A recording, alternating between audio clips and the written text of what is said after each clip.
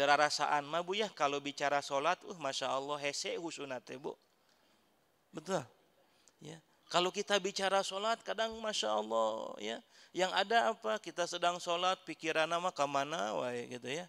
Bahkan tidak jarang kita menemukan barang yang hilang ketemu pas sholat. Kentut Bu, kebayang Ibu kentut di hadapan Ustadz Kiai Bu erat tetah. Gitu. Ya, di hadapan saudara aja ya kita teman malu gitu. Ini dia bertanya kentut. Tapi subhanallah ini bagaimana menjaga aib ya saudaranya yang datang imam ini ketika dia dengar kentutnya itu tapi dia kemudian berpura-pura menjadi tuli. Tadi kamu apa tanyanya kurang keras. Kurang keras saya kurang bisa mendengar jelas. Maka yang kedua kalinya suaranya dinaikin. Ketika sudah dinaikin kata imam ini suara anti masih belum kedengar. Coba dikerasin lagi suaranya. Bari jeung jejorowokan gitu. Ketika dia menyampaikan agak keras, reg-reg sigana itu tekadenge gitu teh.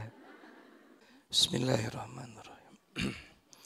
Assalamualaikum warahmatullahi wabarakatuh. Innal hamdalillah nasta'inuka wa nastahdik wa nastaghfiruka wa natubu ilaik wa nu'minu bika wa natawakkalu alaik.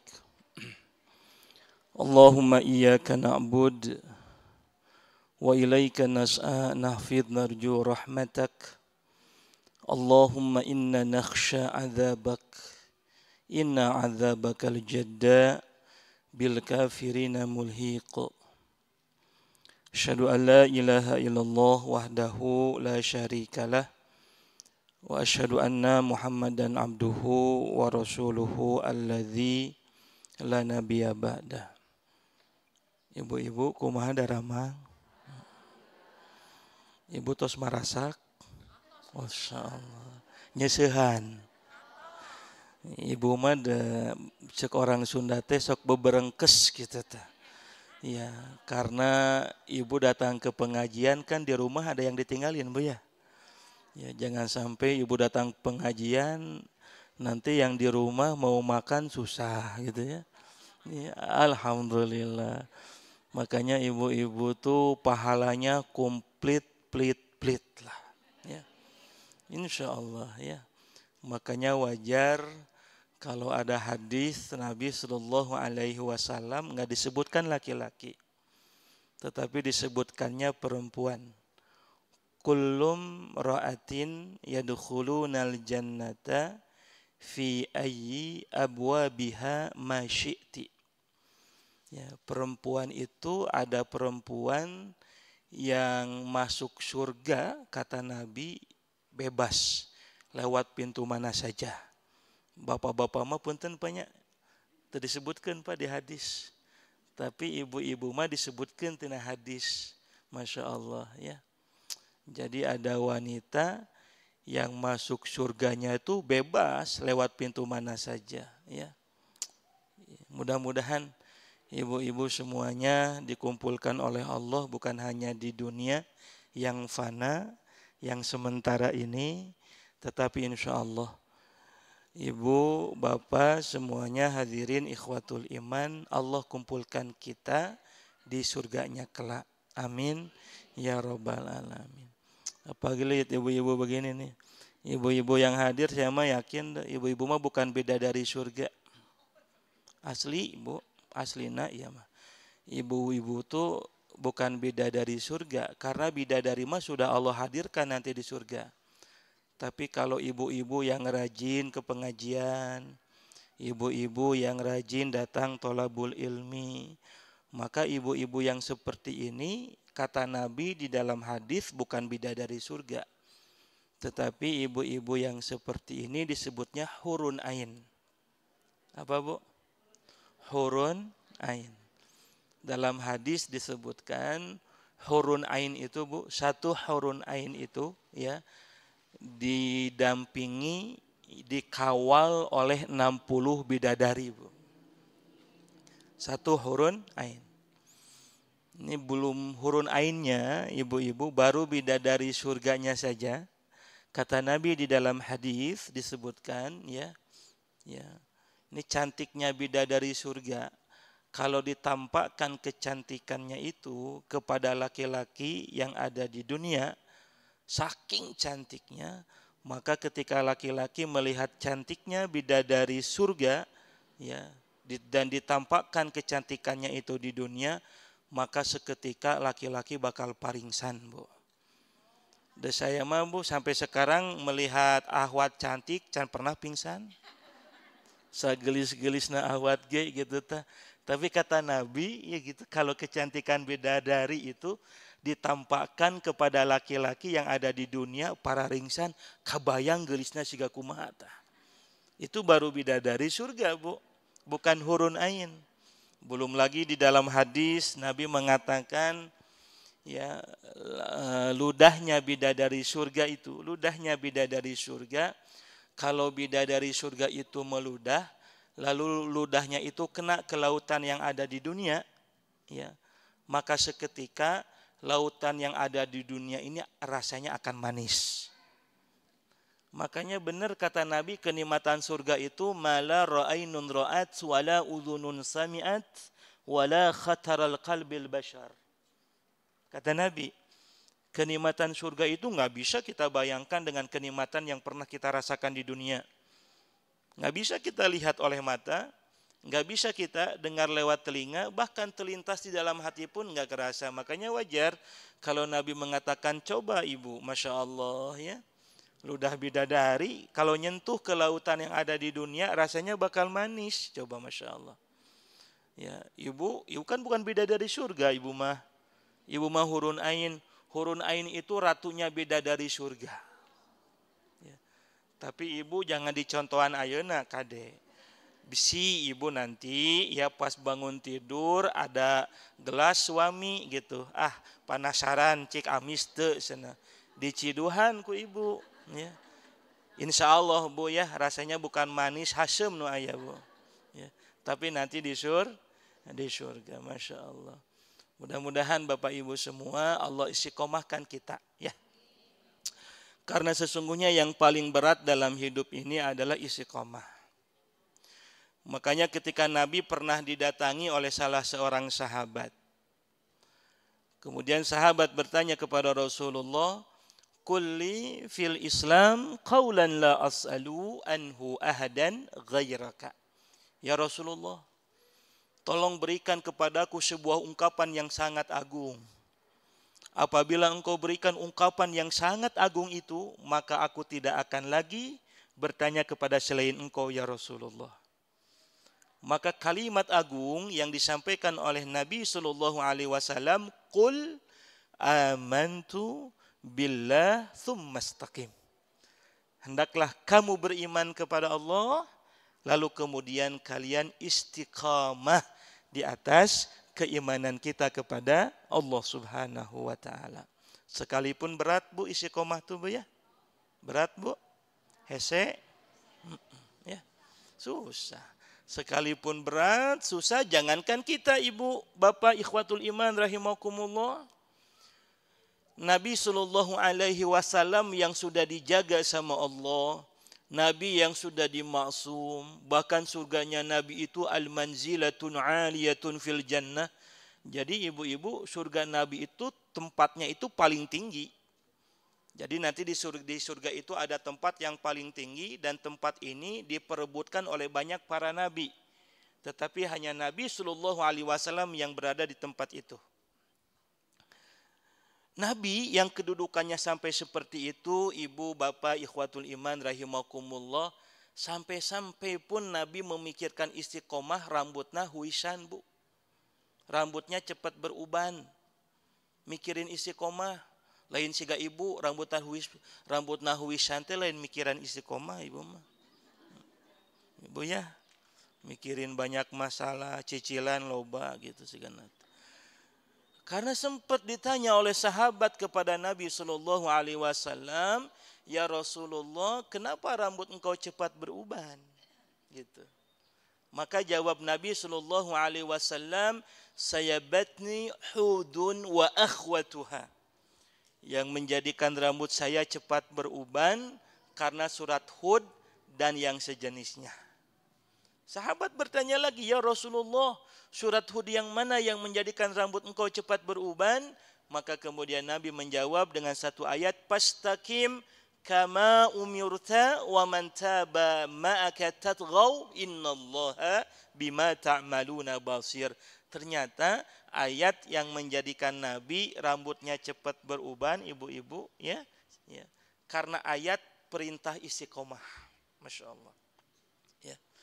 Maka ibu bapak, ikhwatul iman rahimakumullah, mudah-mudahan Allah senantiasa bimbing hati-hati kita Bapak Ibu ya, agar kita selalu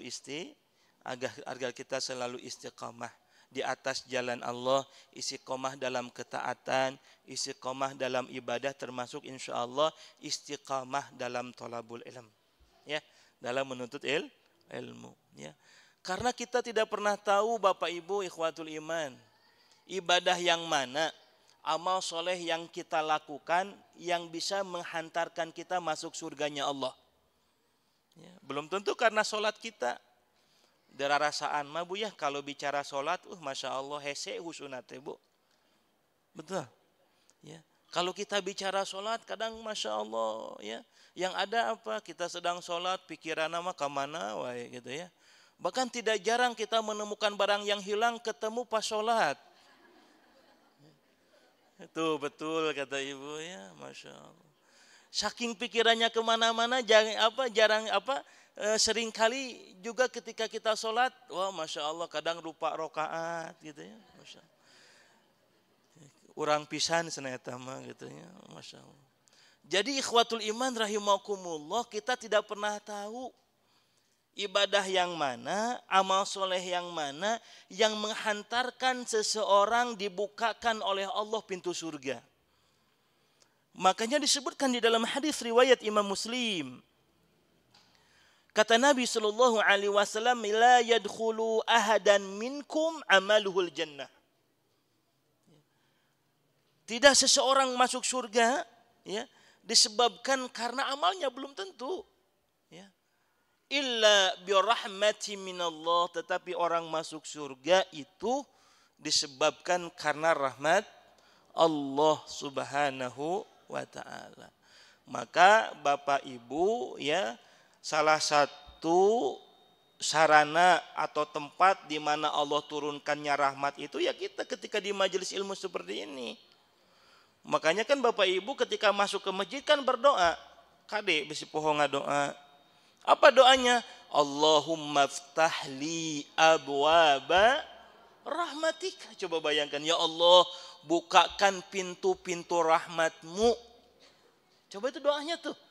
Maka kalau kita ingin mendapatkan rahmat dari Allah Subhanahu wa taala, sering-seringlah kita berkumpul di majelis ilmu. Belum lagi Nabi menyebutkan di dalam hadis, kata Rasulullah, majtama'a qaumun fi baitin min buyutillahi yatluna kitaballah wa yatadarasunahu bainahum illa khaffathumul malaikah wa nazalat alaihimus sakinah wa ghashiyatuhumur rahmah. Coba bayangkan. Siapa orang yang berkumpul? Kayak begini nih. Ya, di salah satu majelis di rumah Allah, mengkaji ayat-ayat Allah, kita memahami ayat-ayat Allah.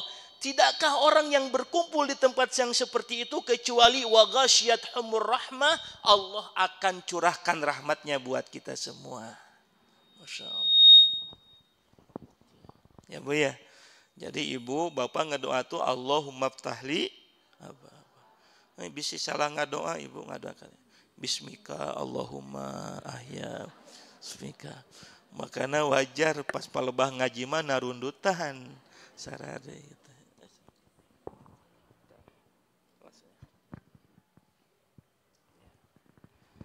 Bapak Ibu ikhwatul iman rahimakumullah ya. Tema kita ya menggapai apa Bu? Naungan dari Allah Subhanahu wa taala. Karena tadi kita mah nyadar betul kalau ngandelin ibadah ya, mengharapkan surga Allah Bu ya. Kita mah bukan apa-apa Bu ya, suuzon sama kita Bu ya. Ibadah kita belum banyak loh Pak Bu. Boleh jadi ibadah yang kita lakukan pun belum tentu diterima sama Allah Subhanahu wa taala. Salat kita, ya, zikir kita, sedekah kita belum tentu. Makanya wajar kalau kemudian Allah menyebutkan banyak di dalam ayat Al-Qur'an, hati-hati kalian dengan ibadah yang kalian lakukan. Hati-hati dengan amal soleh yang kalian kerjakan, karena belum tentu amal-amal yang kalian kerjakan itu menjadikan Allah ridha kepada kita. Makanya ada satu ungkapan dari Ali bin Abi Thalib radhiyallahu an, kunu liqabulil amal asyaddu minkum ihtimaman minal amal. Hendaknya perhatian kalian akan diterimanya amal itu mesti jauh lebih besar ketimbang beramalnya sendiri. Supaya apa ibu-ibu? Kalau kita memperhatikan bagaimana ngaji kita diterima sama Allah, bagaimana sholat kita agar diterima sama Allah, bagaimana ibadah, amal kebaikan yang lainnya, sedekah kita, tilawah Quran kita, saum kita, zikir kita. Ketika perhatian kita asyaddu minkum ihtimaman minal amal, jauh lebih besar perhatiannya akan diterimanya amal kita, maka kita akan berupaya sebaik mungkin, Bu, bahwa ibadah yang kita lakukan itu insya Allah kita lakukan dengan ikhlas, kita lakukan dengan penuh kekhusyuan. Karena Allah ini maha rahmat. Rahmat Allah itu luas Bapak Ibu. Di dalam hadis disebutkan sesungguhnya Allah punya mi'atu rahmah. Allah itu punya 100 rahmat, Bu. Allah punya 100 rahmat. Ibu, kalau kita mendapatkan rezeki di dunia, kita bisa melihat, kita bisa mendengar, kita bisa mendapatkan rezeki di dunia ini, maka semua manusia yang mendapatkan bagian nikmat itu baru satu rahmat dari Allah. Kata Rasulullah SAW, 99 rahmat Allah sengaja Allah tunda. Kapan Allah berikan? 99 rahmat yang akan Allah berikan kepada orang-orang yang beriman ketika mereka di surganya Allah Subhanahu wa taala. Jadi kebayang, Bu, baru satu rahmat Allah saja kita sudah mendapatkan banyak kasih sayang Allah. Kita sudah mendapatkan banyak kebaikan dari Allah. Baru satu rahmat itu Allah turunkan kepada makhluknya yang ada di bumi. 99 rahmatnya Allah tunda nanti di akhirat. Buat siapa? Buat mereka yang istiqamah di jalan iman. Buat kita insya Allah. Jadi ikhwatul iman rahimakumullah, lihat rahmatnya Allah. Orang beramal sedikit saja. Jadi jangan menyepelekan amal kebaikan, karena tadi saya katakan boleh jadi ada amalan yang menghantarkan datangnya rahmat Allah, bisa jadi amalan yang kita anggap enggak dianggap biasa, tetapi amalan itu sesungguhnya menjadikan Allah, mendatangkan ridhonya, Allah membukakan pintu surga buat kita semua. Makanya disebutkan oleh salah seorang tabi'in, annallaha yataqabbalallahu minni mithqala habbatin min khardalin ahabbu ilayya minad dunya wa ma fiha. Sesungguhnya ketika Allah menerima amal dariku, walaupun amal yang aku lakukan sedikit banget, tetapi amalan yang sedikit itu diterima oleh Allah, maka itu lebih aku cintai ketimbang dunia dan segala isinya. Maka kita berdoa, Bapak Ibu ikhwatul iman rahimakumullah, Ibu datang ke majelis ilmu itu bukan amalan kecil, tapi jihad di jalan Allah. Ibu jihad di jalan Allah. Orang datang ke majelis ilmu ini bukan amalan biasa, amalannya orang-orang soleh, amalannya para nabi. Maka disebutkan di dalam hadis, sesungguhnya para nabi, nabi kita Nabi Muhammad, alladzina lam yuwarisuna dinaron. Nabi itu tidak mewariskan dinar, wala dirham. Nabi Muhammad SAW tidak mewariskan kepada kita dinar, tidak mewariskan kepada kita dirham. Alladzina yuwarithuna al-ilm, tetapi Nabi SAW mewariskan kepada umatnya itu adalah ilmu. Dan Nabi mengatakan, siapa di antara umatku yang mengambil warisan ilmu itu, maka sesungguhnya dia telah mengambil bagian warisan yang paling banyak. Bagaimana kita mendapatkannya? Ya di sini, di majelis ilmu, ikhwatul iman rahimakumullah. Makanya mudah-mudahan kita ini didoakan bukan hanya oleh para malaikat Allah, ibu bapak, ikhwatul iman, tetapi insya Allah semua makhluk Allah mendoakan kita. Wa hattal hitana fil bahri wat tayru fis samai wan namlatu fi zuhriha. Kata Nabi di dalam hadisnya, kalau orang duduk senangnya duduk di majelis ilmu seperti ini, maka insya Allah mereka didoakan oleh makhluk-makhluk Allah, bukan hanya malaikat yang ada di langit, yang ada di bumi, tetapi semua makhluk Allah mendoakan kita. Termasuk ikan-ikan yang ada di lautan. Kata Nabi, kemudian burung yang terbang, bahkan binatang melata pun semuanya mendoakan kita insya Allah. Amin ya rabbal alamin. Ya. Oleh karenanya ikhwatul iman rahimakumullah, kita ingat kenapa kita hadir di majelis ilmu ini, karena sesungguhnya kita ini nggak akan selamanya Bapak Ibu di dunia ya. Manusia itu kata Allah di dalam Al-Quran, ya'lamuna zahiran minal hayatid dunya wahum anil akhirati humul ghafilun. Banyak sekali kata Allah. Banyak sekali di antara manusia mereka yang hanya diketahuinya adalah sesuatu yang zahir, sesuatu nampak yang ada di dunia. Wahum anil akhirati humul ghafilun, sementara mereka dengan kehidupan akhiratnya lalai. Itu manusia itu. Dengan sesuatu yang nampak, sesuatu yang dilihat dengan kasat mata, banyak orang mengetahuinya. Padahal Bapak Ibu ikhwatul iman rahimakumullah, ingat kita ini enggak akan selamanya hidup di dunia. Sebagaimana Allah firmankan di dalam Al-Quran, inna ilaina iyabahum, thumma inna alaina hisabahum. Hati-hati, kata Allah. Kalian itu akan dikembalikan kepada aku, kepada Allah. Dan ketika kalian kembali kepada Allah, bukan hanya sekedar kembali, hisabahum, kalian itu akan dihisab oleh Allah Subhanahu wa taala. Tuh, Bu. Siap Ibu dihisab? Gaya. Ibu saya izin ya minum dulu nih, agak serak-serak, Masya Allah.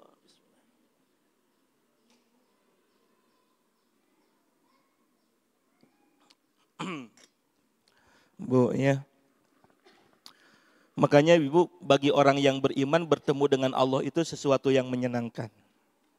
Ibu, bertemu pulang kepada Allah, pulang ke rahmatullah itu sesuatu yang menggembirakan. Bu. Betul Bu. Ibu kira-kira kalau pulang ke rahmatullah senang enggak Bu? Rada sieun senang. Ibu udah kita tuh bakal pulang kan ke rahmatullah ya. Ibu lihat. Ibu kan kalau ada orang yang wafat, innalillahi wa inna ilaihi rajiun, telah berpulang, Ibu fulanah ke rahmatullah. Ya, ke rahmatullah, kepada rahmat Allah. Ya. Tapi Ibu kalau ngedengar berita begitu teh, bergigit gitu kan, ya Allah.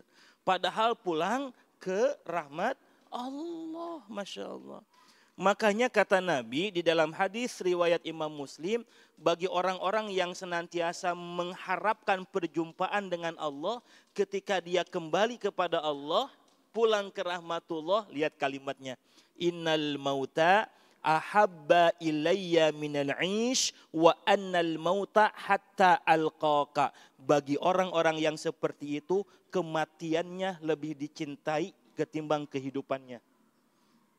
Kenapa matinya dicintai, matinya disenangi? Karena kematiannya itu akan menjadikan orang itu bertemu dengan Allah Subhanahu wa taala. Makanya Bapak Ibu ya, puncak kenikmatan seseorang ketika berada di surga, puncak kenikmatannya apa? Bertemu sama Allah. Wujuhun yawma idzin nadhirah ila rabbiha nadhirah. Kata Allah, nanti wajah-wajah mereka penuh dengan senyuman. Wajah-wajah mereka berseri-seri. Kenapa mereka bergembira, berseri-seri wajahnya? Ila rabbiha nadhirah. Karena mereka akan bisa melihat wujud Allah tanpa ada lagi hijab. Ibu, kalau saja kita, Bu, misalnya kita tiba-tiba setiap kita keesokan harinya, di pagi harinya kita buka pintu rumah misalnya. Tahu-taunya di depan pintu itu Bu, ada berbagai macam makanan. Boleh jadi ada uang, ada rezeki, ya. Lalu kemudian kita dapati ini buat Ibu. Tapi kita nggak tahu siapa yang ngasihnya kan, karena tiba-tiba itu ada di depan rumah kita. Masya Allah, betapa senangnya karena ada kalimat ini buat ibu, ini buat bapak, diambil senangnya. Keesokan harinya, Bapak Ibu ikhwatul iman rahimakumullah, kita setiap buka pintu rumah tiba-tiba ada makanan lagi, ada rizki lagi buat ibu. Senang gak Bu? Wa yarzuq wa min haitsu la yahtasib. Rizki yang datang tidak disangka-sangka. Kira-kira apa yang terjadi pada saat itu? Ibu kan penasaran, pengen tahu siapa sih yang ngasih ini? Betul nggak? Siapa yang memberikan makanan ini? Yang ingin ibu lakukan, ibu ingin ketemu, ibu ingin ngomong, syukron jazakallah. Ibu ingin mengucapkan terima kasih atas kebaikan Bapak, Ibu sekalian yang ngasih, kan begitu. Ibu, kita ini diberikan rizki oleh Allah Subhanahu wa ta'ala, ya. Masya Allah. Lebih banyak daripada yang kita bayangkan. Ibu bisa melihat, ibu bisa mendengar, ibu bisa bernafas, diberikan rizki. Siapa yang ngasih? Tapi ibu pernah lihat Allah belum? Bayangkan, selama kita hidup Allah memberikan nikmat kepada kita. Bahkan kasih sayangnya Allah kepada hambanya, Masya Allah, melebihi kasih sayang orang tua kepada anaknya. Sebagaimana hadis Rasulullah Sallallahu Alaihi Wasallam, "Lau arhamallahu bi'ibadihi min hadihi biwaladiha." Kata Nabi, ketahuilah kasih sayangnya Allah kepada hambanya itu jauh lebih besar ketimbang kasih sayang orang tua kepada anaknya. Ibu nggak usah ditanyakan lagi bagaimana sayangnya, bagaimana cintanya orang tua kepada anak. Pasti saking sayangnya orang tua, cintanya orang tua kepada anak, dia akan berkorban untuk anak-anak yang dicintainya. Allah cintanya kepada hamba jauh lebih cinta dibandingkan orang tua kepada anaknya. Makanya kalau kita lihat di dalam hadis, Bapak Ibu ikhwatul iman rahimakumullah, ketika Allah menciptakan makhluknya di bumi, maka yang pertama kali Allah ciptakan apa? Manusia mah terakhir. Allah ciptain tumbuh-tumbuhan, Allah ciptain airnya, Allah ciptain binatangnya. Baru setelah fasilitas itu ada, Bapak Ibu sekalian, setelah fasilitas itu komplit, maka kemudian Allah menciptakan manusia. Wa idz qala rabbuka lil malaikati inni khaliqun bashar min salsalin min hama'im masnun. Kata Allah, wahai malaikat, semua sudah aku ciptakan, binatang sudah aku ciptakan, air, tumbuhan sudah aku ciptakan, dan saat ini aku akan menciptakan manusia dari tanah liat. Ya, yang Allah bentuk. Fa idza sawaituhu wa nafakhtu fihi minar ruh faqa'u lahu sajidin. Kata Allah kepada malaikat, wahai malaikat, aku ciptakan manusia dari tanah liat yang aku bentuk. Setelah Allah menyempurnakan bentuknya manusia, maka Allah tiupkan ruh kepada manusia. Supaya apa? Faqa'u lahu sajidin. Agar manusia di muka bumi ini sujud kepada Allah Subhanahu wa ta'ala. Tuh. Jadi fasilitasnya sudah disiapin, Bu. Ya persis kayak ibu. Ibu ketika hamil seorang anak, ya, ada dalam kandungan ibu, Bu. Ibu belum lahir, ibu siapin dulu kan yang lainnya. Betul nggak? Pakaiannya disiapkan. Apanya, Bu? Wah, pokoknya segala perlengkapan sudah ibu siapkan. Begitu kecintaan kalau kemudian ibu bapak sekalian kita mencintai anak padahal anak belum lahir. Allah pun sama. Masya Allah. Maka ikhwatul iman rahimakumullah. Mudah-mudahan insya Allah langkah kaki ibu, bapak datang ke tempat ini menjadi sebab turunnya mahabbah. Sebab turunnya mahabbah kita kepada Allah, sebab turunnya cinta Allah kepada kita semua. Ya, oleh karenanya Bapak Ibu, kalau cinta kepada Allah, Bu ya, kata di dalam Al-Quran, cinta kita kepada Allah itu walaupun kita belum pernah melihat wajah Allah, walladzina amanu asyaddu hubbalillah. Jadilah kalian orang-orang yang mencintai Allah itu asyad. Apa asyad itu? Cintanya begitu kuat. Asyaddu hubbalillah. Tapi kalau cinta kepada manusia enggak boleh asyad, Bu. Enggak boleh. Karena Nabi mengatakan cintailah orang itu sewajarnya. Karena boleh jadi orang yang kita cintai itu bisa jadi menjadi orang yang mengecewakan dirimu. Dan janganlah kalian membenci manusia ya dengan sebenci-bencinya. Bencilah sewajarnya. Karena boleh jadi orang yang kalian benci itu menjadi orang yang kalian cintai. Tapi dengan Allah walladzina amanu asyaddu hubbalillah. Ikhwatul iman rahimakumullah, kenapa? Karena cintanya kita kepada Allah akan mendatangkan naungannya buat kita. Ibu cinta sama suami, Bu? Ini asa-asa ngejawabna. Ibu sayang sama suami, ibu sayang sama anak. Bu, punten. Sayangnya ibu kepada suami, di dunia ada jaminan. Suami akan memberikan segalanya buat ibu. Suami akan berkorban buat ibu. Karena ibu mencintainya, suami mencintai ibu. Tapi ibu bisa nggak menjamin? Ibu mencintai suami, lalu kemudian suami bisa menjamin cintanya nanti di akhirat? Belum tentu. Belum tentu, Bu. Ibu cinta sama anak. Di dunia ada jaminan anak akan mencintai kita. Tapi mohon maaf Bapak Ibu sekalian, cinta kita kepada suami, cinta kita kepada anak, cinta kita kepada istri, apakah ada jaminan nanti di akhirat dia mendatangkan keselamatan bagi kita? La, belum tentu. Maka lihat, sebutkan di dalam Al-Quran, yauma yanfa'u malun wala banuna illa man atallah biqalbin salim. Hati-hati. Di hari itu anak kita, harta kita nggak bisa mendatangkan manfaat kepada kita. Illa man atallah biqalbin salim, kecuali orang yang datang kepada Allah dengan hati yang bersih. Paham, Bu? Makanya jangan heran, Bu. Kata Allah, di dunia kita menjadi dekat dengan orang yang kita cintai, tapi di akhirat jadi musuh. Innama amwalukum wa auladukum aduwwan lakum. Kata Allah, nanti ada orang dengan anaknya, orang tua dengan anaknya bisa jadi musuh. Jadi musuh, Ibu, naudzubillahi min dzalik. Kenapa nggak bisa menyelamatkan? Nggak bisa memberikan naungan buat kita? Nah, surga itu, Bu, kata Nabi SAW, surga itu sengaja ya, buat penghuni neraka, surga itu sengaja kenikmatannya itu dibuat transparan. Sehingga orang yang ada di neraka itu bisa melihat, menyaksikan dia disiksa, sementara orang yang di surga mendapatkan kenikmatan. Ketika ada seorang anak, Bapak Ibu ikhwatul iman rahimakumullah, anak itu ada di neraka lalu melihat ibunya, melihat ayahnya ada di surga. Sementara ayahnya di surga minumannya minuman surga. Di neraka mah Bapak Ibu minumannya tuh nanah panas, coba Pak Bu. Ya. Pokoknya makanan minuman yang terjelek lah. Si anak kemudian ketika minum minuman neraka, lalu dia melihat orang tuanya minum minuman surga, lalu si anak ini merengek kepada orang tuanya, wahai ayah, wahai ibu, tolong berikan kepadaku setetes minuman yang ada di surga.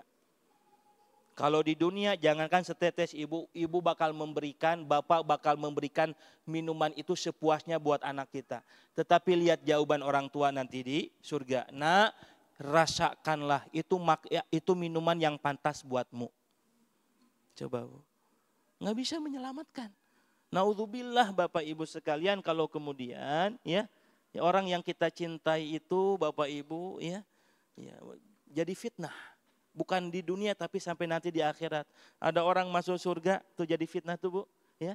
Udah orang tuanya mau masuk surga, tahu-taunya datang anaknya, ya Rob jangan dia masukkan ke surga. Karena selama di dunia begini, yang tadinya mau masuk surga, kata Allah diambil lagi, akhirnya dimasukkan ke dalam neraka. Na'udzubillahi min. Nah, Bapak Ibu, maka sebaik-baik pelindung, sebaik-baik naungan itu di hari akhirat siapa? Allah Subhanahu wa taala, ya.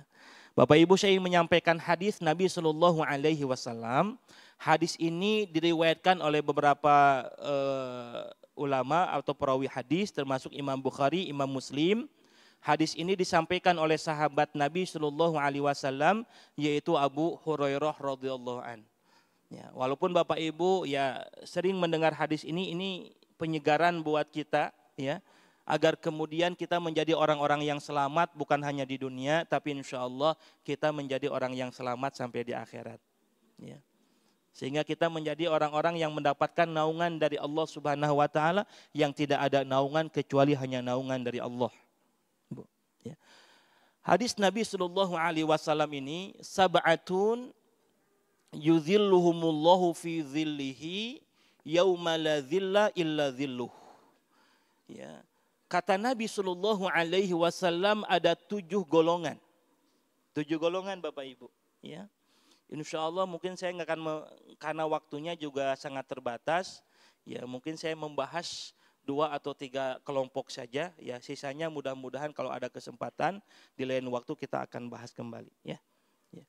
Tapi mudah-mudahan Bapak Ibu ini bisa menjadi inspirasi, menjadi motivasi buat kita semua. Ya. Sab'atun, ada 7 golongan, yudhilluhumullahu fi dhillihi yauma la dhilla illa dhilluh.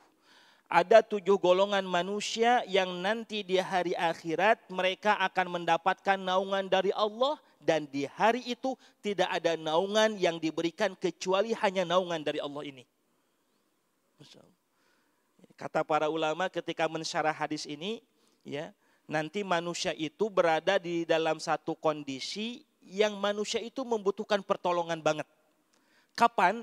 Ketika manusia berada di padang mahsyar. Padang mahsyar, Bu. Jadi dari mulai Nabi Adam, limiqati yaumin ma'lum, al-awwalina wal-akhirina limiqati yaumin ma'lum. Ya. Dari mulai Nabi Adam alaihissalam sampai manusia yang terakhir, lalu kemudian Allah kumpulkan, ya, di satu tempat yang kita kenal dengan padang mahsyar. Bagaimana kondisi manusia pada saat itu? Nabi SAW sebutkan di dalam hadis, yuhsyarun nasu yaumal qiyamati khufatan wa uratan wa ghurlan. Manusia ketika berkumpul di padang mahsyar, manusia dalam keadaan tidak berpakaian sehelai kain pun, Bu. Lalu kemudian manusia tidak menggunakan sandalnya, yang laki-laki tidak dalam keadaan dikhitan. Ya, itulah kondisi manusia pada saat itu, Bu. Ya, dibuligir. Ibu kabayang kalau di dunia ada satu orang yang gak pakai pakaian, rame itu. Heboh, viral. Ya. Tapi subhanallah Bapak Ibu, nanti di padang mahsyar itu yang tidak menggunakan pakaian bukan 1, 2, tapi semua umat manusia yang pernah Allah hadirkan di muka bumi, mereka tanpa mengenakan satu helai kain pun. Saking dahsyatnya di waktu itu Bapak Ibu ikhwatul iman rahimakumullah, ya, yang terbayang oleh manusia bukan mikirin orang lain. Si eta tadi baju. Oke, Ibu papangi yang ustaz sok ngisi pengajian, tak ustaz Tony tadi baju. Nggak akan, Bu. Nggak akan kebayang kita mikirin orang lain, karena pada saat itu manusia disibukkan hanya untuk ngurus dirinya sendiri. Bapak Ibu ikhwatul iman rahimakumullah, Nabi mengatakan bukan hanya dalam keadaan tidak menggunakan pakaian sehelai kain pun, ditelanjang, tidak menggunakan alas kaki, bahkan kata Nabi SAW, ketika manusia berada di padang mahsyar itu, Allah dekatkan jarak matahari dengannya. Matahari Allah dekatkan jaraknya dengan manusia. Saking dekatnya jarak matahari dengan manusia, kata Nabi SAW, saking dekatnya, maka sampai-sampai ada manusia yang mengeluarkan keringat dan keringatnya itu sampai menutupi mata kakinya.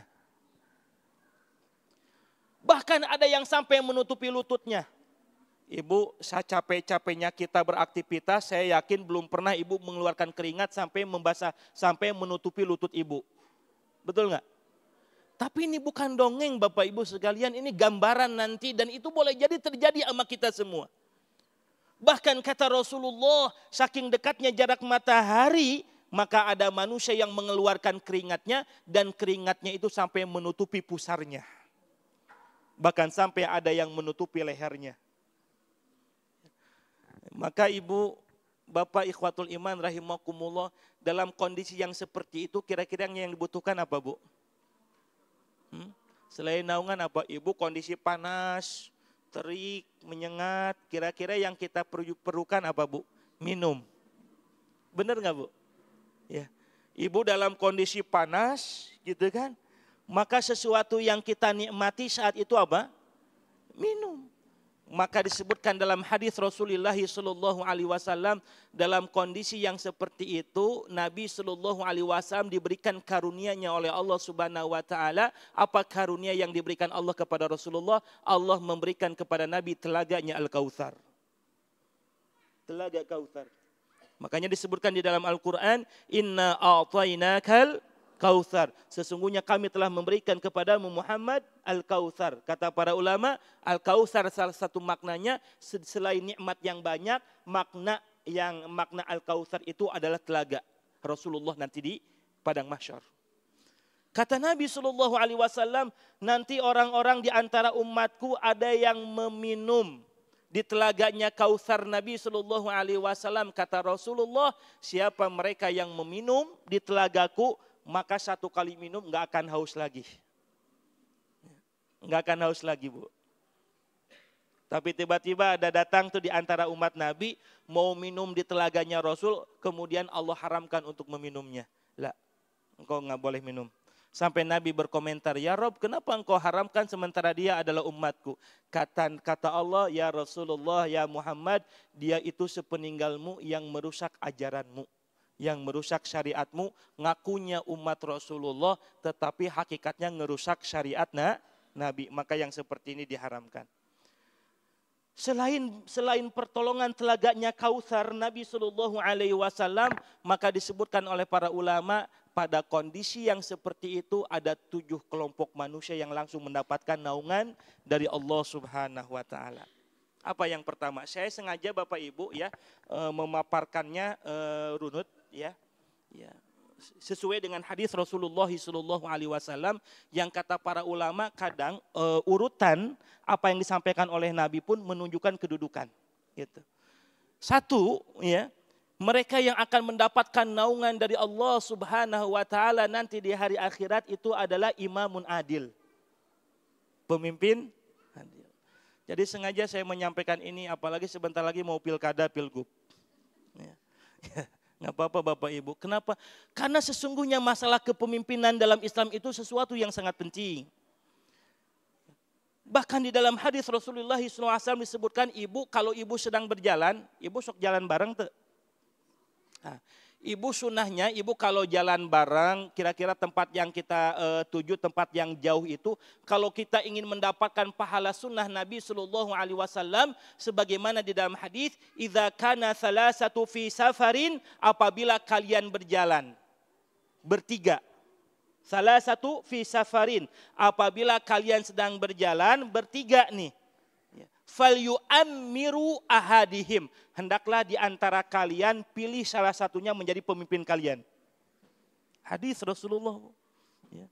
Ibu kalau sedang jalan-jalan boro-boro milih pemimpinnya Bu ya.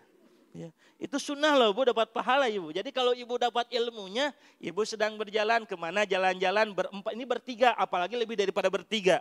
Maka Ibu wajib milih pemimpin yang bertanggung jawab supaya kita dapat keberkahan dari apa yang kita lakukan. Itu baru 3 Ibu. Belum lagi Allah sebutkan di dalam Al-Quran. Kata Allah Subhanahu wa taala, misalnya Allah menyebutkan penciptaan manusia itu untuk menjadi pemimpin. Wa idz qala rabbuka lil malaikati inni ja'ilun fil ardi khalifah.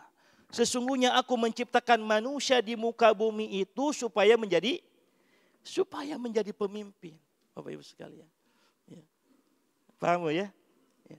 Maka ikhwatul iman rahimakumullah, saking utamanya memang Islam ini Bapak Ibu, Islam ini bukan agama teologi semata. Semakin baik keislaman seseorang, semakin baik keimanan seseorang, bukan mereka itu supaya mengasingkan diri, menyendiri. Enggak, dalam Islam bukan begitu. Dulu sebelum Nabi mendapatkan wahyu, Nabi itu pekerjaannya tahanus. Apa tahanus? Menyendiri di Gua Hiro. Sebelum Nabi diangkat oleh Allah menjadi Nabi, diangkat oleh Allah menjadi Rasul, belum turun wahyu kepada Nabi, yang sering dilakukan oleh Nabi itu adalah tahanus, menyendiri di Gua Hiro. Tafakur. Memikirkan kondisi umat yang jahiliyah seperti itu. Tetapi ketika Nabi di usia 40 tahun, turun persis di Gua Hiro ketika Nabi sedang tahanus, turun malaikat Jibril menyampaikan wahyu pertama kepada Nabi SAW, yaitu Quran surat Al-Alaq. Iqra bismi rabbikal ladzi khalaq. Setelah turun ayat itu, maka yang diperintahkan oleh Allah bukan lagi tahanus. Fa'angzir. Berikanlah peringatan kepada umatmu. Berikanlah peringatan kepada manusia yang lainnya. Maka diutusnya Nabi, disampaikannya wahyu kepada Rasulullah. Saat itu kemudian Nabi menyebarkan Islam. Jadi bukan agama teologi ini semata-mata. Kan ada Bu di yang lain itu ya, semakin kedudukan orang semakin suci, semakin tidak banyak berinteraksi di dunia luar. Islam mah begitu tuh. Islam mah begitu. Ya. Makanya sampai ada yang nggak nikah kan Bu ya? Ada yang nggak nikah, para rahim, nggak pada nikah gitu kan? Jadi kebayang Ibu kalau ustadz ya, ulama sampai nggak nikah gitu kan? Sigana Bu, saya mah jadi cuti jadi ustadz Bu. Ya. Fitrah manusia gitu kan, Masya Allah.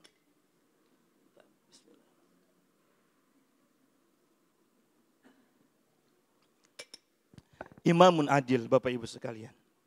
Hati-hati. Makanya Bapak Ibu ya, pentingnya kepemimpinan ini sampai disebutkan dalam sirah. Saking pentingnya kepemimpinan. Ya. Terlepas dari sebagian kaum muslimin yang tidak memilih pemimpin ya, tapi kita niatkan milih pemimpin berdasarkan dengan ilmu. Ibu bapak sekalian. Nabi Shallallahu Alaihi Wasallam mengajarkan kepada kita untuk melakukan ya sesuatu yang kata Nabi kalau itu terjadi pada dirimu maka lakukan segera, nggak boleh ditunda-tunda. Dalam hadis Nabi Shallallahu Alaihi Wasallam yang kita mesti lakukan segera dan nggak boleh ditunda-tunda, satu bayar utang. Boleh berutang? Boleh, ya. Tapi kalau punya nggak boleh ditunda-tunda, ya. Karena kita termasuk zalim tuh, ya. Maka kata Nabi kalau kita mampu bayar, nggak boleh ditunda-tunda. Yang kedua, kata Nabi Shallallahu Alaihi Wasallam yang tidak boleh ditunda-tunda kalau kita punya seorang anak dan anak kita itu sudah ada jodohnya, maka nikahkan segera, nggak boleh ditunda-tunda. Kenapa? Karena khawatir jadi fitnah. Itu kata Rasulullah. Yang ketiga, Bapak Ibu sekalian, yang mesti disegerakan kata Nabi Shallallahu Alaihi Wasallam kalau ada orang yang meninggal dunia. Ada orang yang meninggal dunia, maka segerakanlah untuk dikuburkan. Kadang kita suka ada gini, aduh ini keluarganya dari luar provinsi belum datang, akhirnya nunggu sehari gitu kan. Memang nggak apa-apa, tetapi kasihan kepada mayitnya. Makanya disunnahkan itu kalau orang yang meninggal dunia segera dikuburkan. Itu kata Nabi Shallallahu Alaihi Wasallam. Tetapi Bapak Ibu ikhwatul iman rahimakumullah, bagaimana yang terjadi dengan Rasulullah? Rasulullah ngomong begitu, tetapi ketika Nabi di usia yang ke-63 tahun Nabi wafat. Nabi di usia 63 tahun Nabi wafat, Bu. Sampai 3 hari jasadnya nggak dikuburkan. 3 hari loh Bu, jasad Nabi nggak dikuburkan. Saya kira kalau di antara kita yang wafat meninggal dunia, jangankan 3 hari ya, lebih daripada 1 hari pun jarang lah gitu kan, apalagi 2 hari. Tapi Nabi 3 hari jasadnya tidak dikuburkan. Apa alasannya Bapak Ibu ikhwatul iman rahimakumullah, kenapa jasad Nabi tidak segera dikuburkan? Kata para ulama alasannya ada 3. Alasan yang pertama karena sahabat meyakini, mengimani bahwasanya jasad Nabi itu ya, jasad Nabi manusia mulia dijaga sama Allah Subhanahu wa taala. Maka Nabi itu enggak akan jadi bangkai. Dan ini terbukti perkataan Abu Bakar Siddiq radhiyallahu an ketika mencium walaupun lebih daripada 2 hari, apa kata Abu Bakar Siddiq? Wallahi demi Allah sesungguhnya jasadnya Rasulullah sallallahu alaihi wasallam ketika aku cium harumnya sama sebagaimana dia hidup. Jasad Nabi dijaga sama Allah. Makanya kalau ibu-ibu yang sudah pernah umroh gitu kan, ya biasa suka diceritakan ada makam Nabi ya, yang di antara makam Nabi dengan mimbar Nabi itu ada raudhah. Ibu suka ceritakan itu kurang lebih hampir 8 kali upaya pencurian jasad Nabi Shallallahu Alaihi Wasallam dan semua dibatalkan. Ada yang lewat mimpi seorang sultan, ada orang yang sengaja menginap di sekitar Masjid Nabawi, kemudian ingin menggali jasad Nabi, kemudian dibatalkan gara-gara mimpi seorang sultan. Banyak kejadiannya. Artinya apa? Jasad Nabi Shallallahu Alaihi Wasallam dijaga sama Allah Subhanahu wa taala, dan itu keyakinan para sahabat yang pertama. Kenapa Nabi tidak segera dikuburkan? Beda dengan jasad kita, kalau tidak dikuburkan pasti beda lah. Saya kalau menguburkan jenazah sudah mulai kerasa gitu kan. Udah mulailah beda, baunya itu udah beda gitu kan. Nabi, perkataan Abu Bakar Siddiq dikatakan wallahi demi Allah, jasad Nabi masih harum Satu nih alasan yang pertama.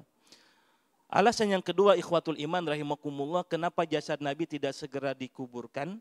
Ya, karena saat itu para sahabat banyak di antara para sahabat yang tinggal di luar Madinah. Sementara para sahabat begitu cintanya kepada Nabi Shallallahu Alaihi Wasallam, maka di antara para sahabat ingin terakhir kali melihat jasad Nabi. Dan banyak di antara para sahabat karena tinggal di luar Madinah, dulu belum ada kendaraan, Bu, Pak. Betul nggak? Ya.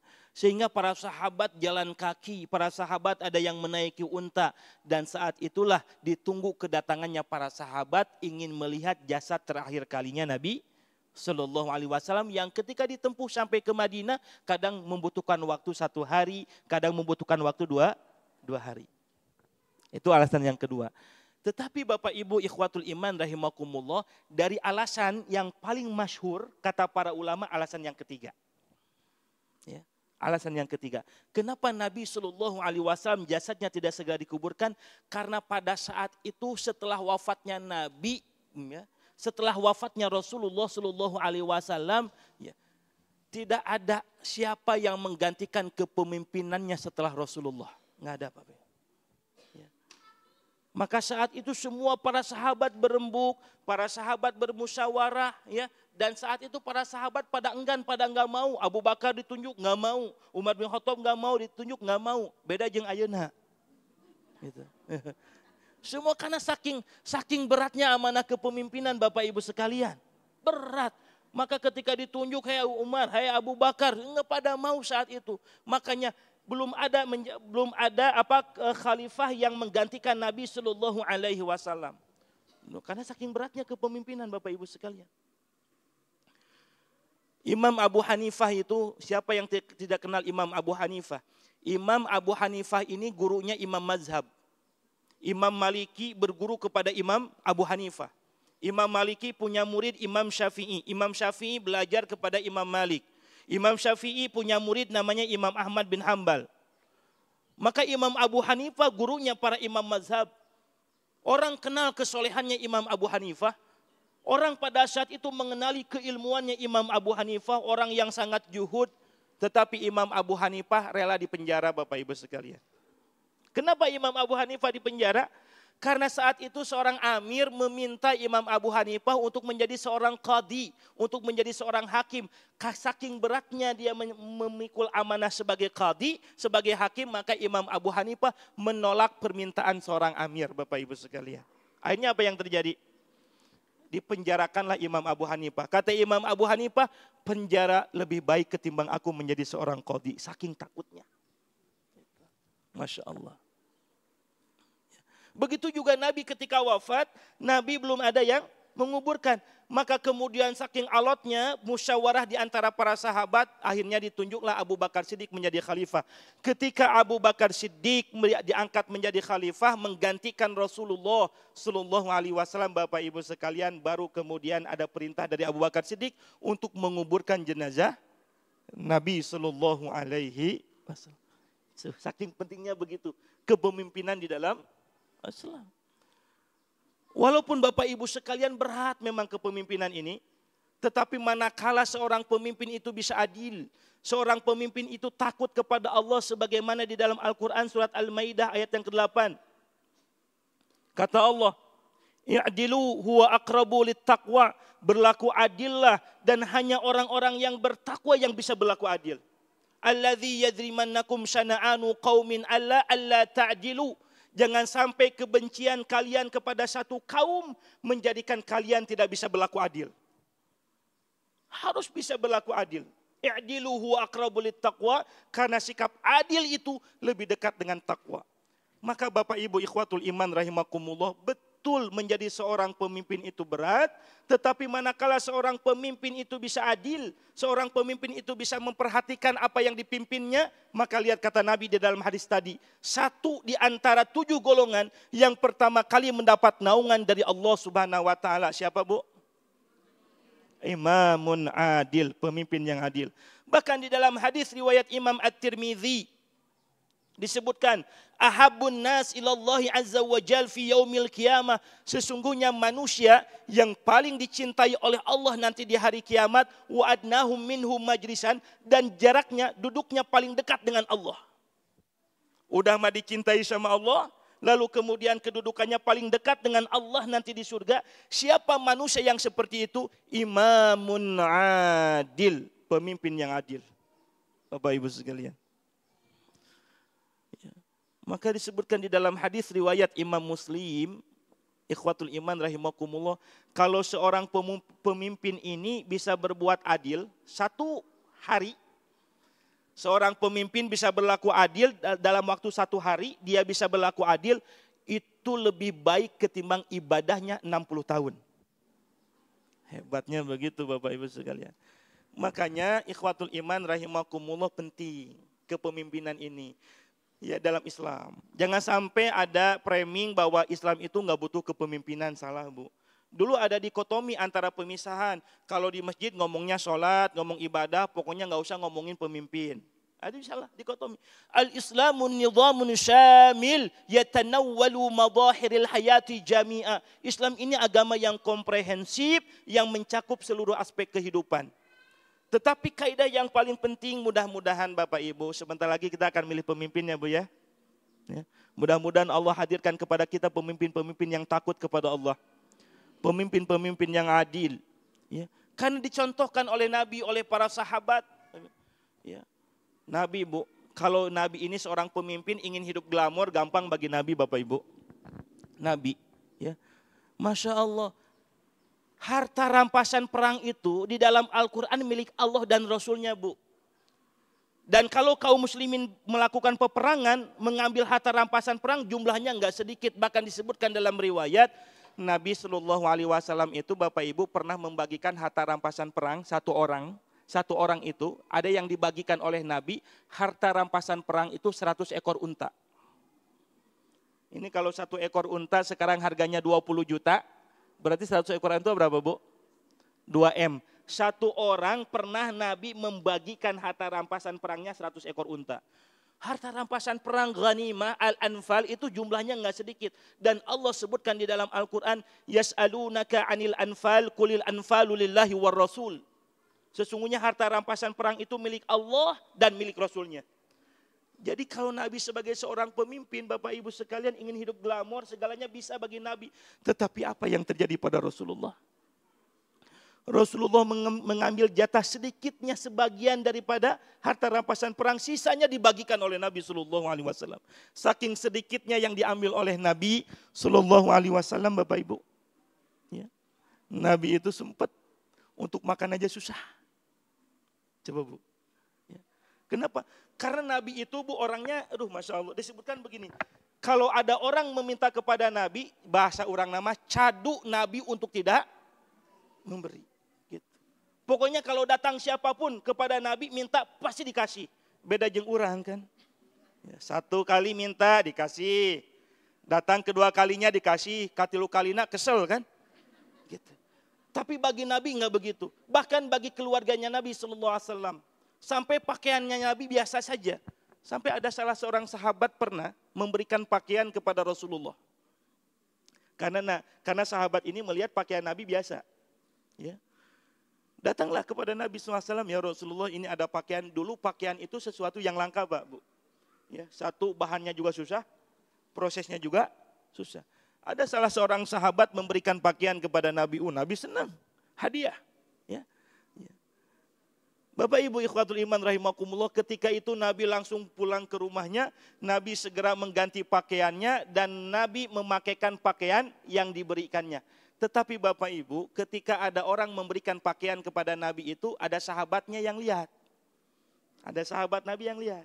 Ketika Nabi sudah mengganti pakaian yang baru dikasih, Bapak Ibu sekalian, lalu kemudian sahabat itu nyeletuk. Ya Rasulullah, pakaianmu cukup bagus, baru komentar begitu Bu. Apa kata Nabi? Nabi langsung balik lagi ke rumahnya, Nabi ganti pakaiannya dengan memakai pakaian yang lama yang barunya diberikan kepada sahabat yang tadi. Ibu ayah gitu deh tidak? Masya Allah, Ibu ya. Ibu.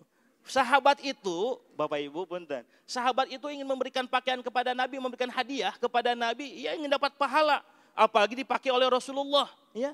Jadi salah satu bentuk hadiah dari sahabat ya supaya mendapatkan pahala, banyak di antara para sahabat itu berebut ingin memberikan hadiah.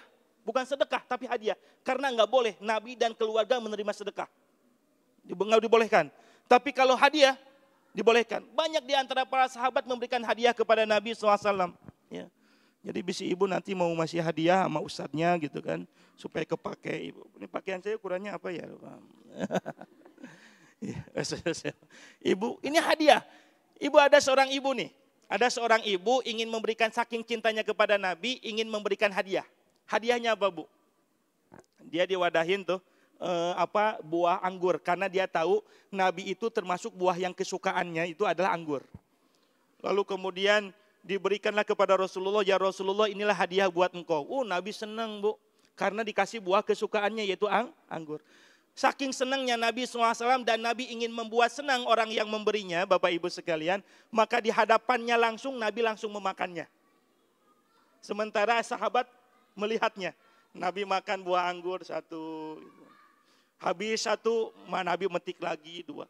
Sampai buah anggurnya habis, sementara sahabat pada ngelihat. Kata sahabat, asa tumben-tumbenan sana. Biasanya Nabi itu kalau mendapatkan sesuatu dibagi. Tapi saat itu Nabi mendapatkan buah anggur dari seorang wanita yang mencintai Rasulullah. Ya, tetapi Nabi memakan anggur sendirian, sahabat nggak kebagian. Sahabat yang ngedumel, orangnya hayang. Coba, Bu. Akhirnya Bu, Ibu seneng nggak kalau kita ngasih langsung kepake? Ibu ya, Ibu ngasih makanan, lalu makanan itu langsung dimakan, seneng kita yang ngasih. Ya. Ibu ngasih, contoh lagi ya, Ibu ngasih pakaian sama Ustadz, pakaian Ibu dipakai pas ngisi sama Ustadz, seneng nggak? Saking senengnya kata Ibu, Ustadz gimana nih, kasih pakaian lagi lah gitu kan. Ya. Seneng kan gitu ya? Ya. Begitu juga Nabi ketika memakan buah anggur langsung dilihat oleh orang yang memberikan sampai habis, betapa senangnya itu seorang wanita. Kenapa? Karena buah anggur yang diberikan kepada Nabi habis semua. Setelah itu wanita pulang, sahabat komplain, ya Rasulullah, ini sesorangan dahar deh sana. Asa tumben, biasanya engkau memberikan makanan kepada para sahabat yang lainnya, sementara tadi kami menyaksikan engkau memakan sendirian itu buah anggur. Kata Nabi, wahai para sahabat, aku tidak ingin orang yang memberikan hadiahku ini kecewa. Emang kenapa ya Rasulullah? Karena buah anggur itu buahnya kecut masam. Buahnya masam Bu. Kalau saya berikan kepada kalian, kepada para sahabat, saya khawatir engkau akan menampakkan wajah yang tidak suka. Ketika engkau menampakkan wajah yang tidak suka, kasihan kepada yang ngasih, maka lebih baik aku memakannya sendirian. Masya Allah, ini pemimpin sampai begitu. Ada yang begitu di sini? Ada. Kan Nabi teh contoh Ibu, tauladan buat kita, Masya Allah. Sigana urang mah bunya, kalau dikasih buah anggur yang hasem teh, saharita diharapkan ini asem gitu tuh. Ya.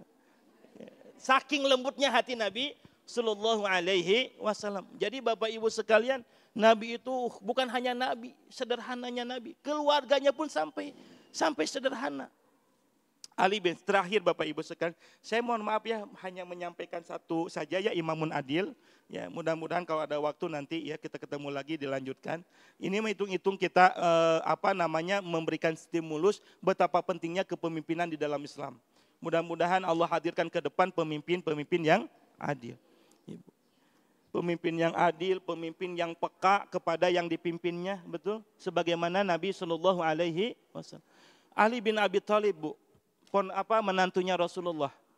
Suatu saat ibu-ibu Nabi datang, ini kisah terakhir bisa saya sampaikan ya Bu, karena saya diberikan waktu sampai lebih 40 menit, ada 5 menit lagi. Ibu bapak ikhwatul iman rahimakumullah, suatu saat Nabi ingin menjenguk cucunya Hasan Husain sedang dalam keadaan sakit. Dia datang ke rumah Fatimah, datang ke rumahnya Ali bin Abi Thalib radhiyallahu an. Ketika tahu cucunya sedang sakit Hasan Husain, maka Nabi berwasiat kepada Ali bin Abi Thalib. Apa kata Nabi? Ya Abal Hasan, ya Abal Husain. Bernazarlah kamu. Mudah-mudahan dengan nazarmu itu anakmu bisa sembuh. Jadi Bapak Ibu boleh tuh, ini syariat nih, ya. Jadi Bapak Ibu kalau kita mengalami sesuatu, ada sesuatu yang tidak mengenakan, sesuatu musibah supaya cepat diangkat musibah itu, ya, supaya cepat diberikan jalan keluar, ini syariat Nabi. Sebagaimana disampaikan kepada Ali bin Abi Thalib, ya Abul Hasan Husain, bernazarlah engkau kepada Allah. Ya. Mudah-mudahan dengan nazar itu anakmu disembuhkan Hasan Husain.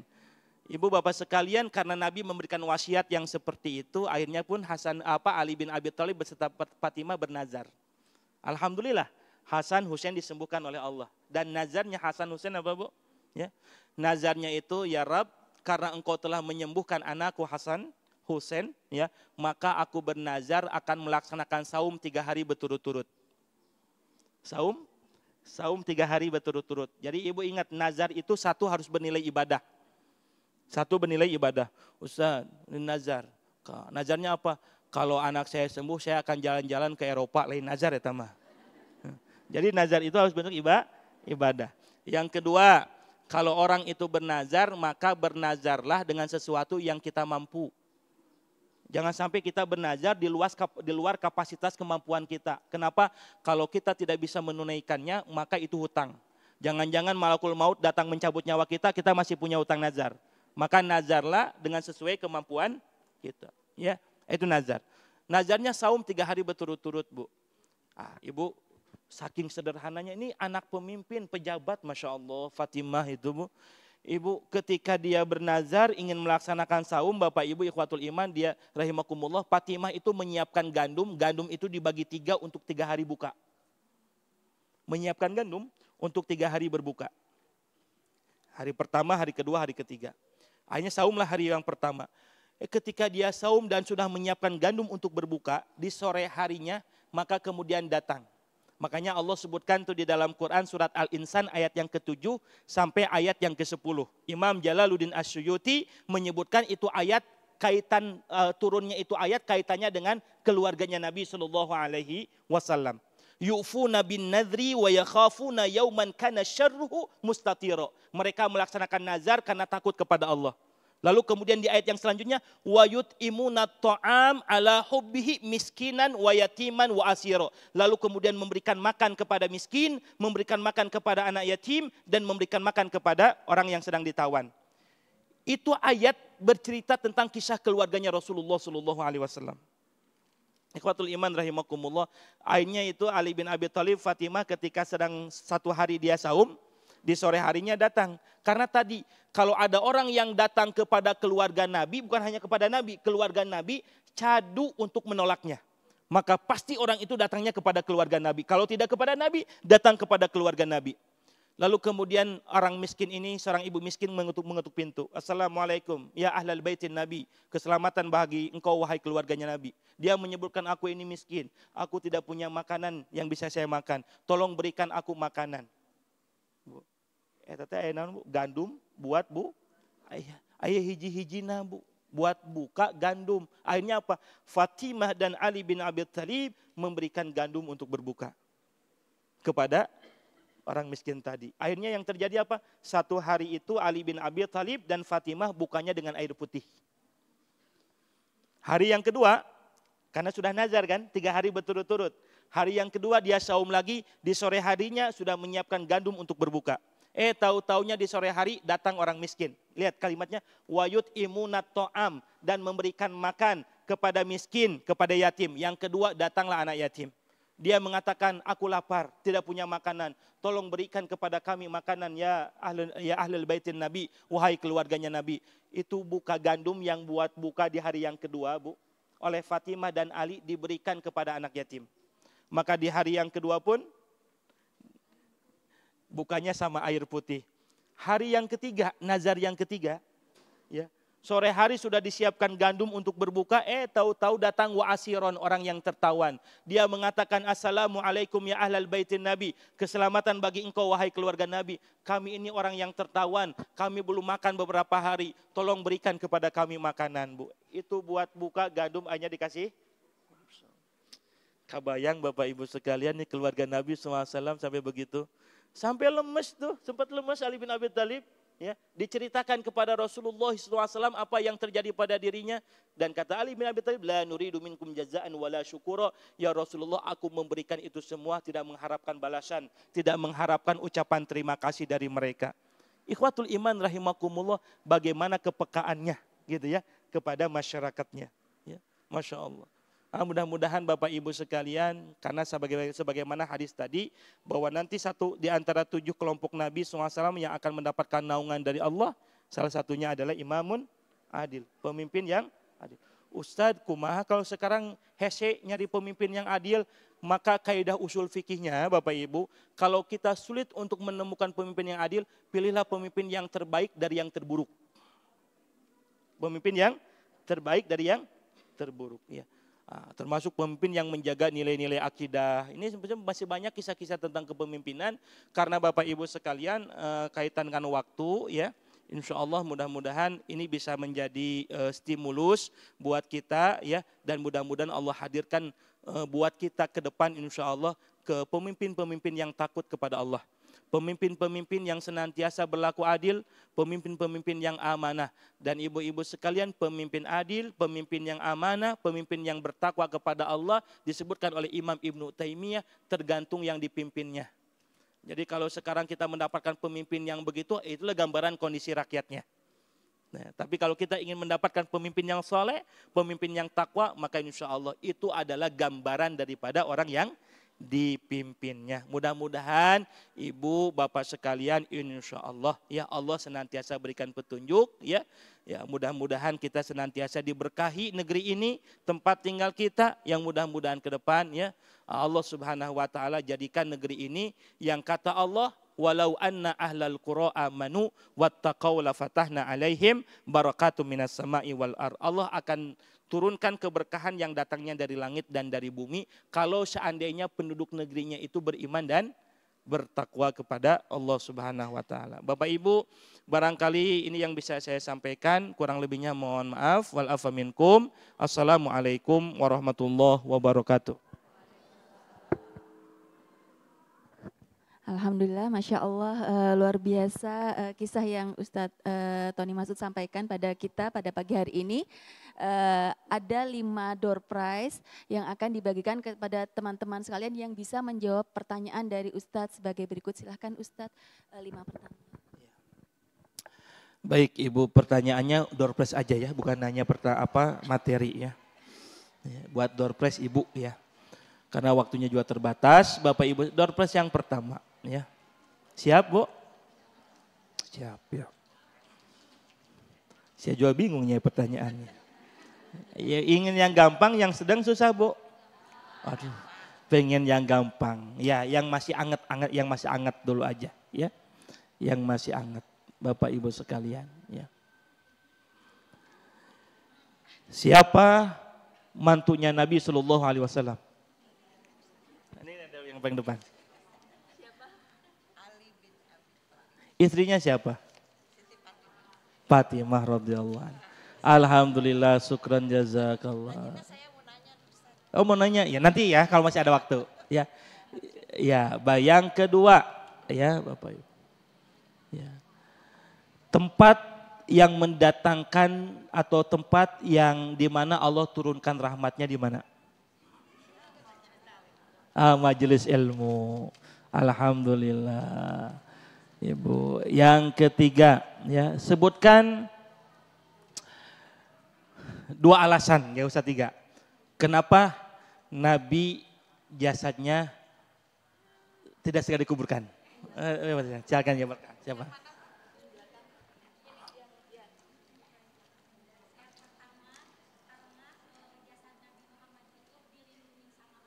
Oke, siap, kejaga.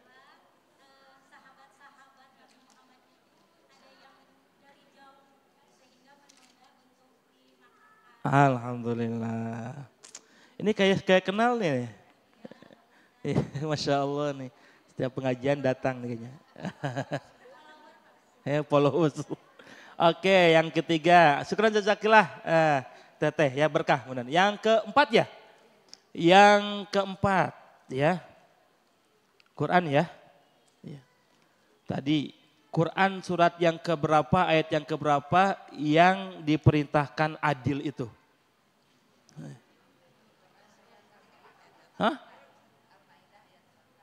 Al-Maidah, Masya Allah, Barakallah. Sebutkan ayatnya Bu. Nggak bisa ya, nggak bisa sebutkan ayatnya ya. Ibu, terakhir, ada berapa golongan yang akan mendapatkan naungan dari Allah? Aduh. Belum selesai, sebutkan ketujuhnya. Oh, boleh ada yang nyebut tuh, boleh saya silakan. Iya boleh itu. Sok sebutkan tujuh hanana tenanawan. Hah?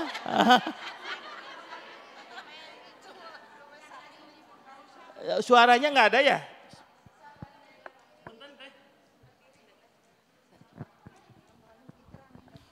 Nggak apa-apa nih, ini materinya udah disampaikan berarti itu 7 nanti ya. Penjelasannya mana nanti? Ya. 1. Pemimpin yang adil. 2. Pemuda yang tumbuh dewasa dalam beribadah kepada Allah. 3. Seseorang yang hatinya terpaut kepada masjid. 4. 2 orang yang saling mencintai dan berpisah karena Allah Subhanahu wa Ta'ala. Okay. Kelima, seorang laki-laki yang menolak diajak berzina. Keenam, seseorang yang bersedekah secara sembunyi-sembunyi. Ketujuh, seseorang yang mengingat Allah dengan berzikir dalam keadaan sendirian hingga meneteskan air mata. Ya teh maca. Tesawios lah, nu penting mah wani we. Alhamdulillah, barakallahu fik. Ya, syukran jazakumullah Ibu ya yang udah menjawab ya. Mudah-mudahan ini menjadi motivasi buat Bapak, buat Ibu yang mendapatkan hadiah insyaallah. Mangga. Alhamdulillah masih ada waktu sebelum jam 11. Ibu yang ingin bertanya tadi Ustadz boleh satu pertanyaan? Assalamualaikum Ustadz. Bagaimana dengan orang-orang yang dibukakan aib? Terus supaya kita dijaga sama Allah tidak dibuka aib kita. Gimana? Satu lagi ya. Ada lagi?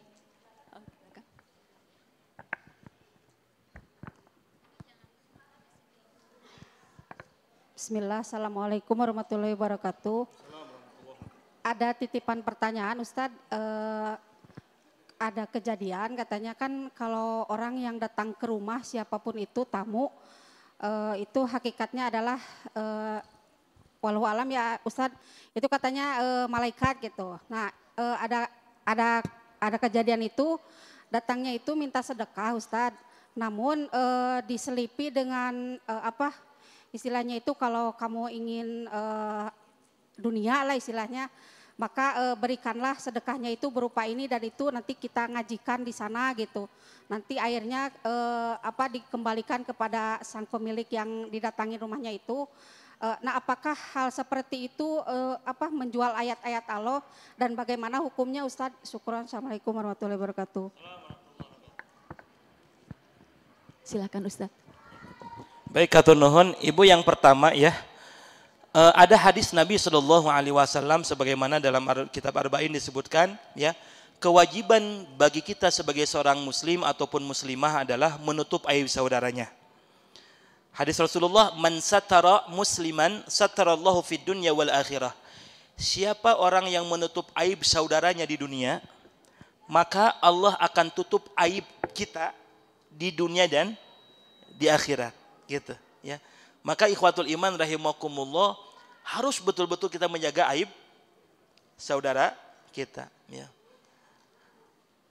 Ada salah seorang tabi'in namanya Imam Al-Asam, ya.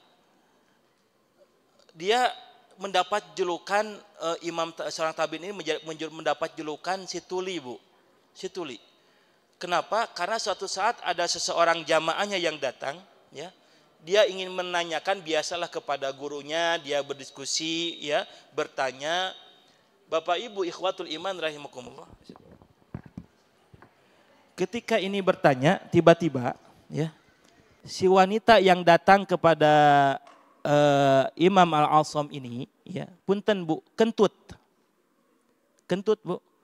Kebayang Ibu, kentut di harapan Ustadz Kiai Bu erat tetah. Gitu. Ya, di hadapan saudara aja ya kita teman malu gitu. Ini dia bertanya kentut.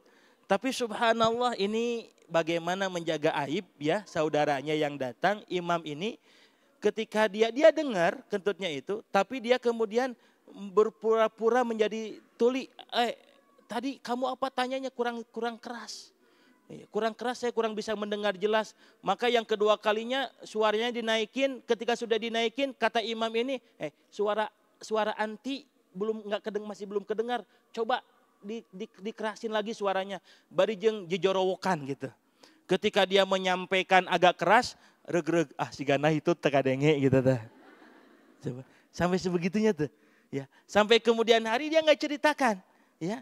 Nggak diceritakan sampai si wanita ini meninggal dunia, wanitanya wafat meninggal dunia, baru dia ceritakan kepada muridnya suatu saat ada yang datang ke rumahku menanyakan begini, kondisinya begini, akhirnya si tabi ini mendapat julukan seorang yang tuli. Ya. Bagaimana lembutnya hati seseorang ingin menjaga aib saudaranya, subhanallah. Ya. Oleh karenanya ikhwatul iman rahimakumullah, kewajiban kita menjaga aib saudara kita. Karena kata Nabi, siapa yang menjaga aib saudaranya di dunia, Allah akan jaga aib kita di dunia dan di akhirat. Sesungguhnya Bapak Ibu ini tadi dijaga aibnya sama Allah.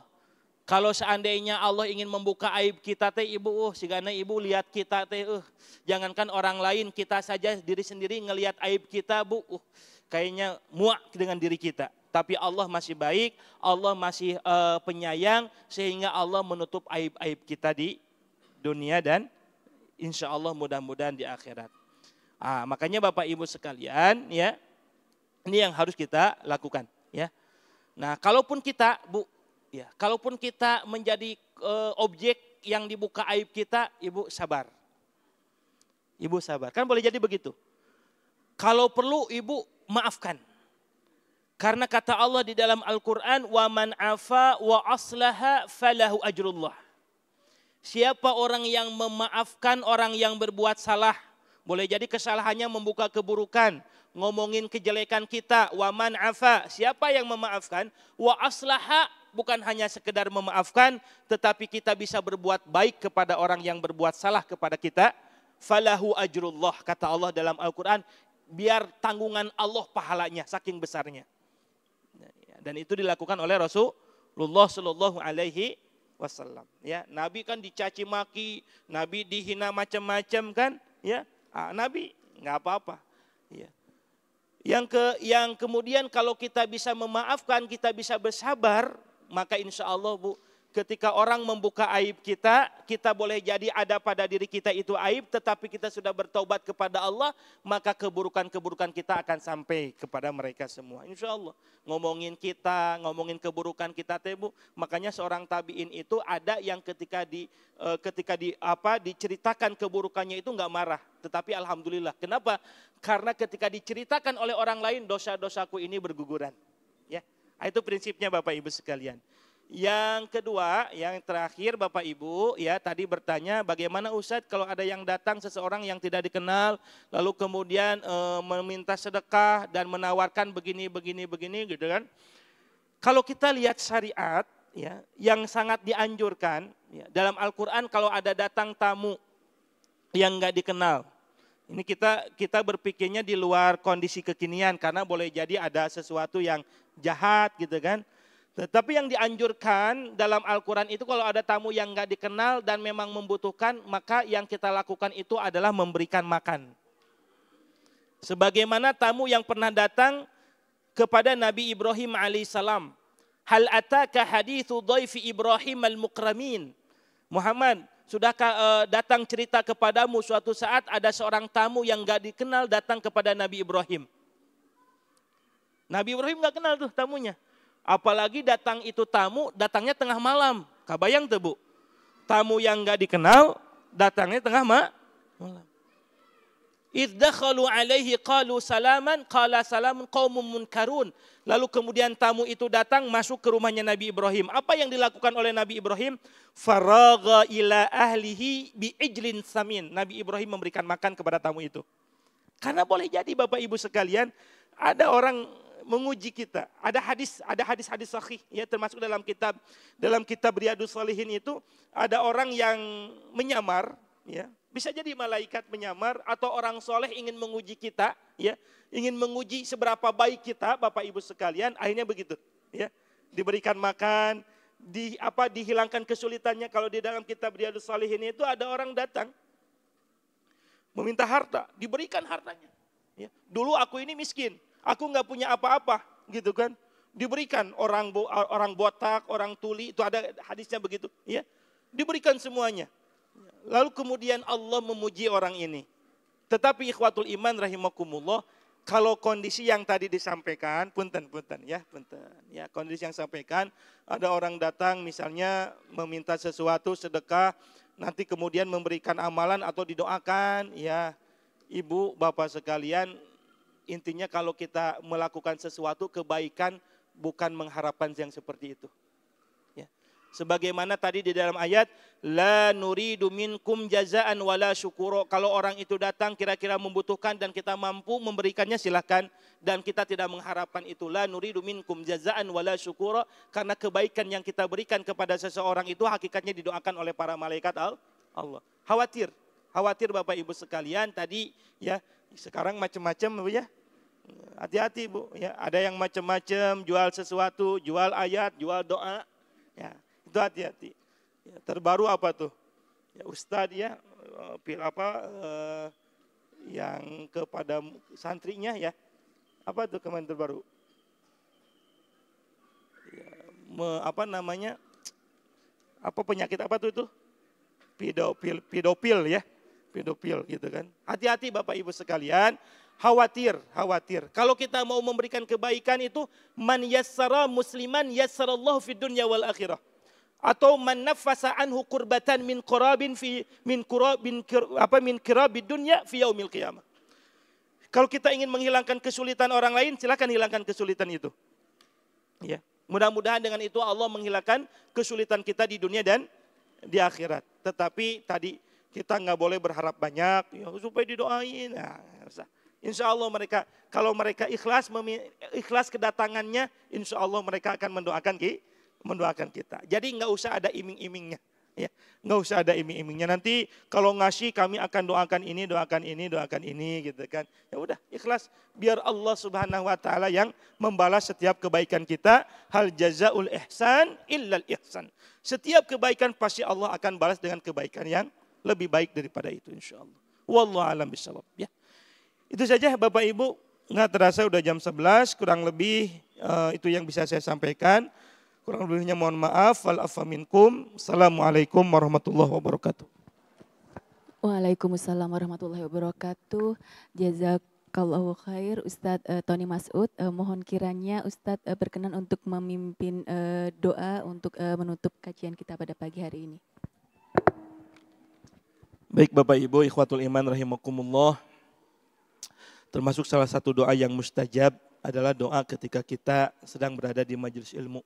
Ya, iyyaka na'budu wa iyyaka nasta'in. Kita udah ibadah dulu nih, udah benar.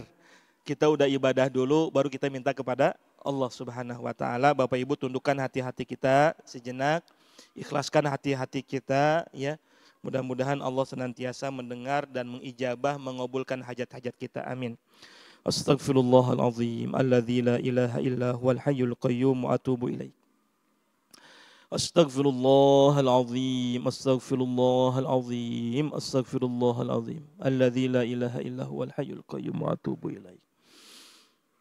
Allahumma salli wa sallim wa barik ala Muhammadin abdika wa nabiyyika wa rasulika an-nabiyil ummi wa ala alihi wa sahbihi wa sallimu taslima hamdan syakirin hamdan naimin hamdan yuwafi ni'amahu wa yukafihu mazidah. Ya Rabbana lakal hamdu kama yanbaghi li jalali wajhikal karim wa 'azimi sultanik.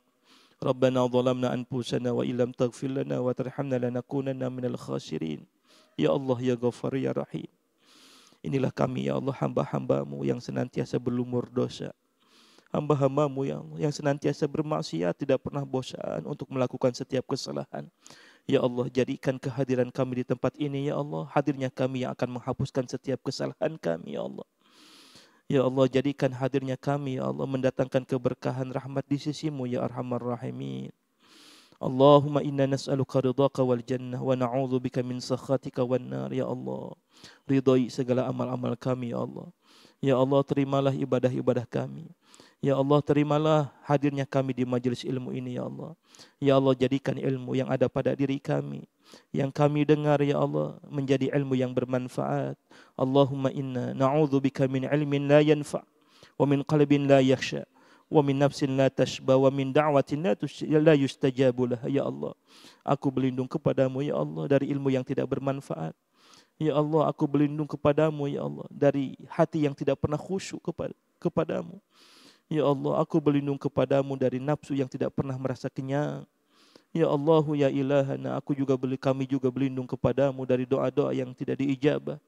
Ya Allah, ya mujibas syailin, istajib doa'ana, istajib hajatana Rabbana, la tuzigh qulubana ba'da idh hadaitana wa hab lana min ladunka rahmah, innaka antal wahhab. Allahumma inna nas'aluka al-huda wat-tuqa wal-'afafa wal-ghina. Allahumma inna nas'aluka ilman nafi'an wa rizqan thayyiban wa 'asian wa 'amalan mutaqabbala. Rabbana atina fid dunya hasanah wa fil akhirati hasanatan wa qina 'adzaban nar. Wa sallallahu ala Muhammadin wa ala alihi wa sahbihi wa sallim. Alhamdulillahi rabbil alamin wal afa minkum. Assalamualaikum warahmatullahi wabarakatuh.